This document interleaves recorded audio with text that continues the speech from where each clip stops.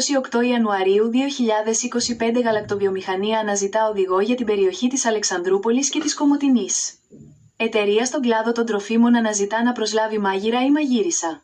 27 Ιανουαρίου Εμπορική εταιρεία στην Αλεξανδρούπολη ζητά να προσλάβει οδηγό Γ ή 5ης κατηγορίας με γνώση χειρισμού γερανού, παπαγαλάκι. Οδηγούς Γ ή 5ης κατηγορίας για τετραξονικά φορτηγά ή επικαθήμενα. Το Πρατήριο Υγρών Καυσίμων με έδρα την Αλεξανδρούπολη αναζητά οδηγό για τη διανομή πετρελαίου θέρμανσης. Ζητείται προσωπικό διαφόρων ειδικοτήτων, αρτεργάτης με εμπειρία εργάτης για νυχτερινή απασχόληση ζαχαροπλάστης. Η αλυσίδα καταστημάτων λευκών ειδών αναζητά πολίτρια για μερική ή πλήρη απασχόληση στο κατάστημα της στην Αλεξανδρούπολη. Επιθυμητά προσόντα, γνώση αγγλικών και τουρκικών. Ανθοπολείο στην Αλεξανδρούπολη αναζητά εργαζόμενο, βοηθό γενικών καθηκόντων για να ενταχθεί στην ομάδα μας για μερική απασχόληση.